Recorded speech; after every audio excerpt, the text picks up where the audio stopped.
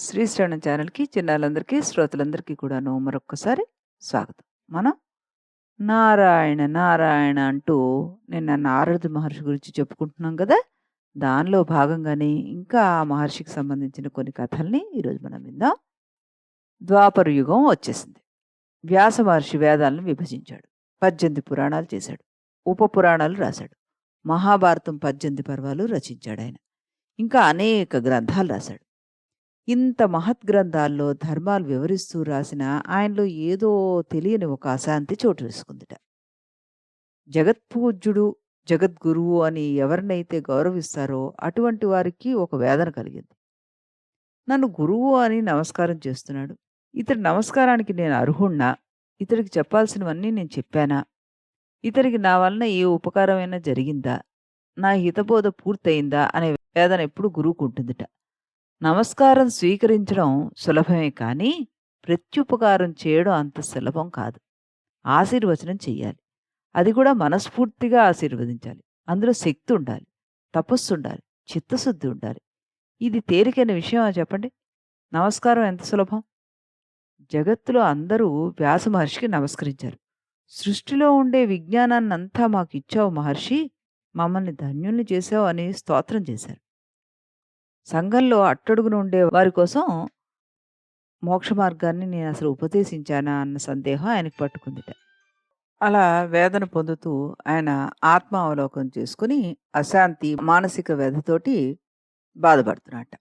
ఆ సమయంలో వ్యాస మహర్షి దగ్గరికి ఈ త్రిలోక సంచారి అయిన నారద మహర్షి వచ్చాట.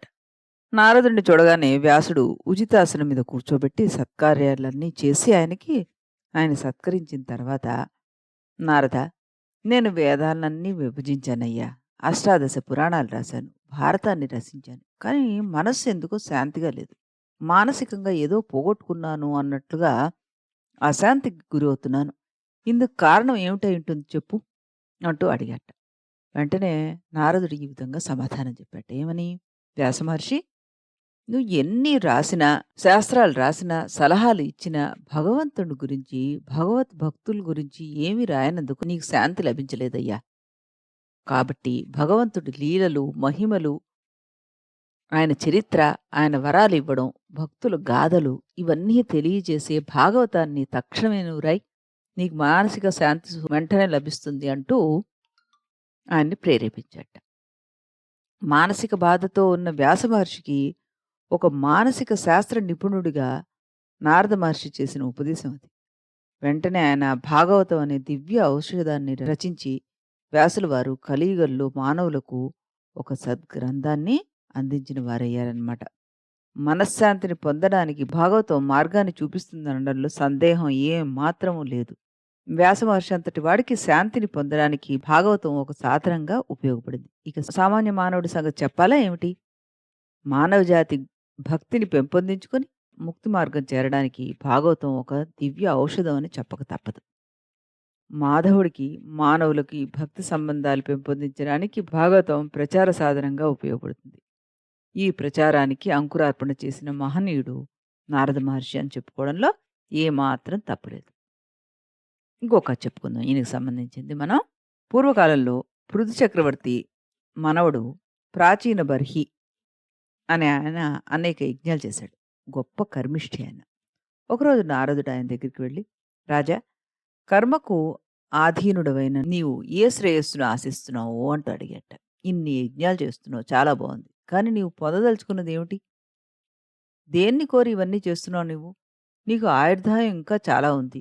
ముందు ముందు 100 యజ్ఞాలు చేస్తావు. నీకు విజ్ఞానం అంతా ఉంది. ఇంతకు నీకు ఏది కావాలి అంటూ అడిగాట. వెంటనే ప్రాచీన బర్హి అన్నట్ట, స్వామి నారద, నా యందు ఎంతో దయతో వచ్చి ప్రశ్న వేశావు నువ్వు. ప్రశ్నకు సమాధానం నేను చెప్పలేను కాబట్టి నేను ఏది ఆశించాలో కూడా నువ్వే చెప్పు అంటూ ఆయన దగ్గర నుంచి జ్ఞానబోధన పొందాడు ఈ మహానుభావుడు బర్హి. అప్పుడు నారదుడు ఆయనకి ఆధ్యాత్మిక తత్వం అంతా వివరించి, రాజా, ప్రాగగ్రాములు అయినటువంటి దర్భలతోటి ఈ భూమినంతా కప్పేశావు. ఇన్ని యజ్ఞాలు చేసావు. నీకు ఇంత చేశాను అనేటువంటి అహంకారమే లేదు. నేను చేశానని చెప్పి ఎప్పుడూ సగర్వంగా, సంతోషంగా ఉంటారు కదా అందరూ. ఇన్ని యజ్ఞాలు నా మాదిరిగా ఎవరు చేశారని అనుకుంటున్నావు? దీనివల్ల లాభం ఏమిటి వస్తుంది? ఏది కోరి చేశావో అది తెలియకుండానే నువ్వు ఉన్నావు కాబట్టి ఇప్పటికి. ముందు ముందు కూడా ఇలాగే ఉంటావు.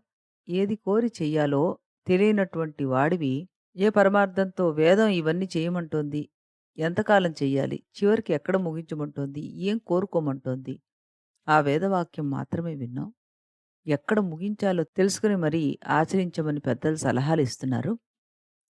సర్వేశ్వర పారితోషకమేదో అంటే సర్వేషుడిని సంతోషపెట్టేది ఏది ఉందో అది ఉత్కృష్ట కర్మ అని పేరు అంటూ బోధ చేశాటాయనకి.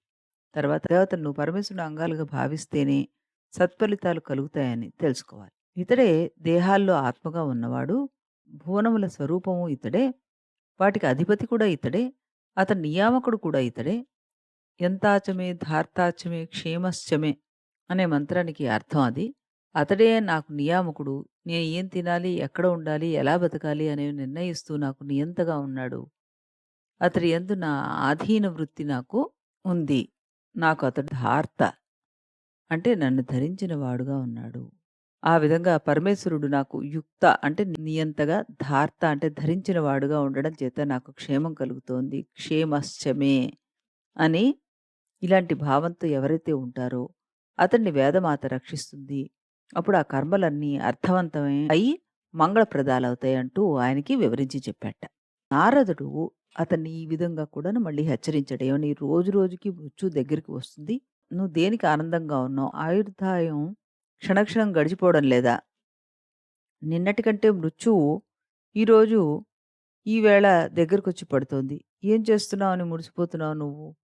అంటూ మళ్ళీ ఆయన్ని హెచ్చరించాట. కనుక కామ్యకర్మలు వదిలిపెట్టి నువ్వు చేసిన కర్మలను ఎవరి గురించి చేశావో వాటి గతి ఎలా పరిణమిస్తుందో తెలుసుకో.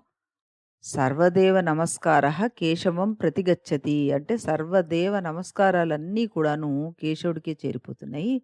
అంతేకాదు సర్వ నమస్కారాలు ఎవరు ఎవరికి చేసినా లోపలి వస్తువుకి అంటే అందరి లోపల ఉండే ఆ కేశవుడికే చెందుతాయి. ఇది క్షేమకరం కాబట్టి నువ్వు ఇంద్రియలోలుడివై ఉండకు అంటూ ఆయనకి సద్బోధన చేశారట. ఆ తర్వాత ఆయన అంతర్ముఖుడై తపస్సు చేసుకుంటూ ఆ ప్రాచీన బర్హి ఈశ్వరుడిని చేరుకున్నాడు. ఇదంతా కూడాను మనకి భాగవత చతుర్థ స్కందంలో కనబడుతుందనమాట. తర్వాత మనకి ధర్మరాజుకి ఏ విధంగా అతను సలహాలిస్తాడు, కంసుడి మరణానికి ఏ విధంగా చిట్కా చెప్తాడు, అనిరుద్ధుడికి సంబంధించిన కథేంటి, శ్రీరామ లక్ష్మణులకి ఏ విధంగా సహాయం చేశాడాయన, ఇలాంటివి చాలా విషయాలున్నాయి. అవన్నీ కూడాను మనం రేపటి కథలో తెలుసుకుందాం. అంతవరకు సెలవు.